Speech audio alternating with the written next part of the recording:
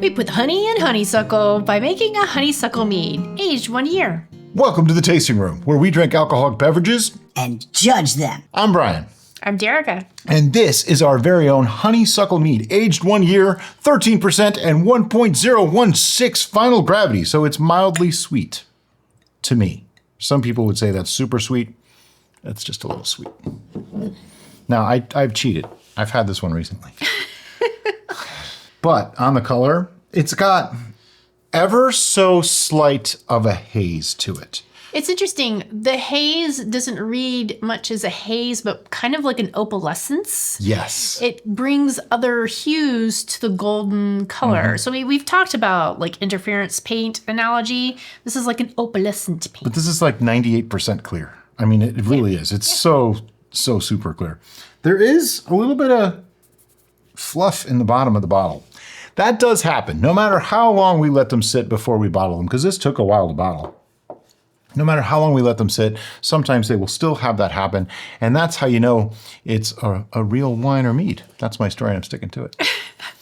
What I mean by that is it hasn't been filtered, it hasn't been treated in some way to remove those things. So the proteins coalesce over years and time, and they do actually form into new compounds that fall out of suspension. I am getting some of the floral notes on the aroma. I'm also getting a kind of a strong earthy note. That's the honeysuckle, because we put dried honeysuckle herb into a mead.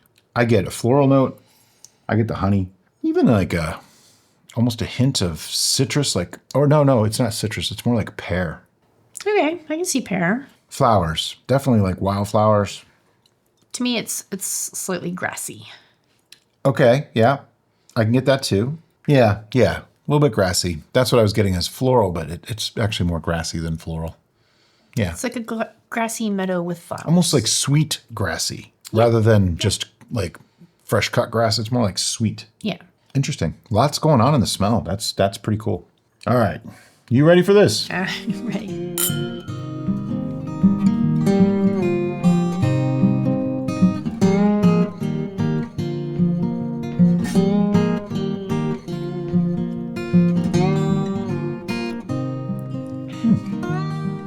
Full. That's really interesting.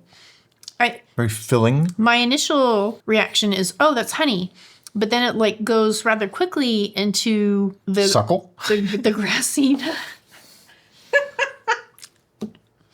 Just saying. The grassy notes. Almost beer-like. Yeah, I can totally see that. It has a little bit of the malt character of a beer. Not exactly, but kind of. But the honey note is kind of there. It's not super strong. It's almost a little watery to me. Could use a little brightness too, a little extra acidity, which I find that a lot in aged stuff. It's kind of got an overall bitter bite to it. Yeah, one thing. The palate. I didn't want to say anything until we tasted it to make sure. I remember when we first made this, I started drinking it almost right away, and I liked it.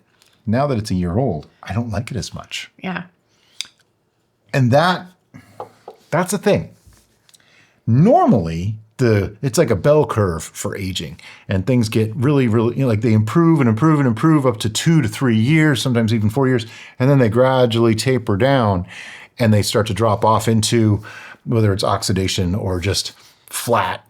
They lose flavor. They're not as interesting. I think this one's bell curve is shorter. Also, something that I don't think we've mentioned yet, we are drinking this chilled. This is a light mead. Oh, yeah. Light meads are typically served chilled. It's not super cold, though. No. I mean, it's definitely colder than room temp. Mm-hmm. But perhaps this is one that isn't best served. I've been drinking chilled. it cold, though, all along. Oh, okay. Yeah. It comes across kind of like a white wine, kind of like a light white wine with a little bit of a bitter note at the back and maybe some earthy flavors. It's interesting. I don't hate it, but I don't love it. I would want it to be a lot more acidic. Yup. A lot more punchy. Yup. This is like muted with just an overall it needs bittering. Something. Yeah, it needs something. I think acid would really help this. It's not doing it for me. Yeah. I mean, it's not, don't get me wrong, it's not horrible. It's just not great. It's not like blowing our doors off or anything. I think I'm right, though. the bell curve on this one's shorter. Because Yeah. this was better 6 months ago.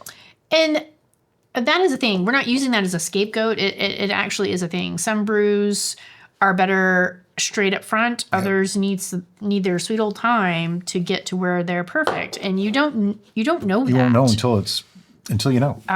It's another reason to continue with your note-taking process. Not only notate what you did to create it, but notate its flavor profile changes along the way. Yeah. Well, that's also another reason to do things kind of like the way I do. I know Derica sort of does this too, but not exactly.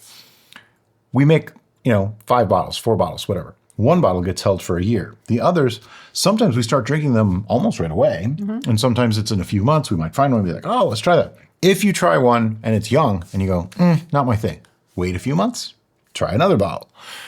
If it's still not your thing, wait a few months, try another bottle. That is a way to enjoy it as it matures without ruining a bottle, because you're just going to drink one bottle. Now, a way to do that too is put it in smaller bottles. Some people are starting to use 12-ounce bottles to bottle mead. I think that's a great idea. Yeah, because it's like a single serving or a we might get 10 bottles out of a gallon that way. So that way, we can each have a glass of it and go, oh, this is really nice at 2 months old or 3 months old or 4 months old or whatever it is. And if we like it then drink the rest of them, And if you don't, keep letting it sit. And usually they improve to a certain point. We've talked about this on the Ferment Station podcast. Typically, when we bottle them and I place them on the shelves of mystery, I try to put them behind each other. So they're stacked in a row so that you have all of one type. So that way you can grab a bottle and then you know how many is left of that particular variety.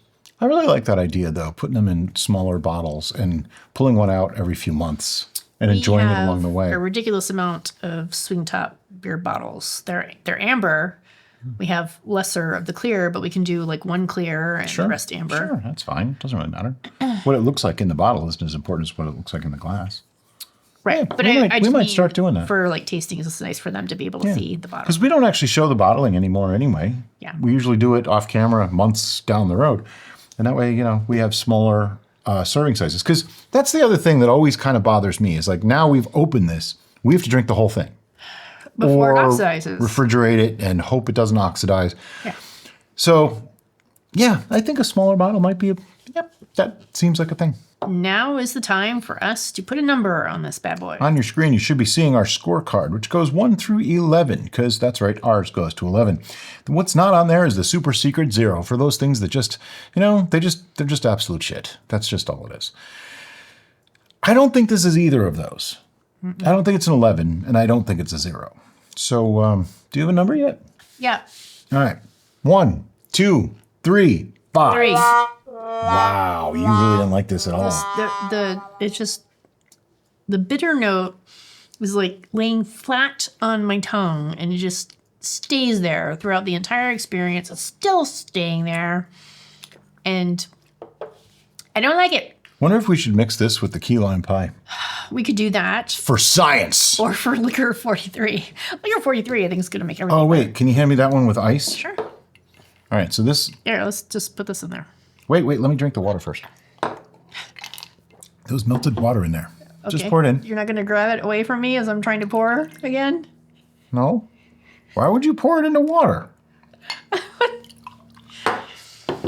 All right, so we have a little bit of that. And we did just do the tasting of our key lime pie mead, which needed to be mixed. Let me grab that. Now, the key lime pie mead, we found when we mixed it with tonic water and ice, it was actually much better. So I'm going to go about half and half. There we go. So we have honeysuckle, which is exceedingly bitter, and then key lime pie, which is exceedingly limey. Yeah, so it's going to be limey bitter. This needed dilution, and I'm wondering if this could be the dilutor. We will soon find out. You want to taste it first, or you want me to taste ice. it first? You can taste it first.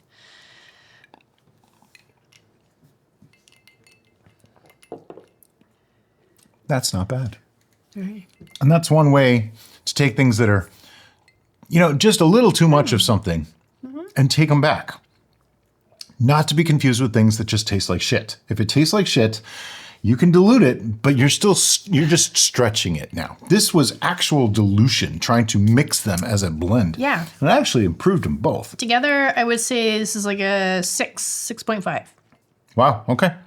I don't know that I'd go quite that high. Mine would go up from like, well, I was a 5. Might be 5.5 or 6. Yeah. Yeah, it's in there. It's reasonable. But that just goes to show you different palettes. Right. Because this has the brightness that this doesn't have. We've contemplated doing a video about blending. And this is a perfect example where we take 2 less than stellar brews, but they had very distinct profiles that almost needed opposing profiles. Right, that needed something to combine. So we're like, okay, this needs more brightness, and that needs less brightness. less brightness. So combine them together, and it actually isn't bad. You get something better.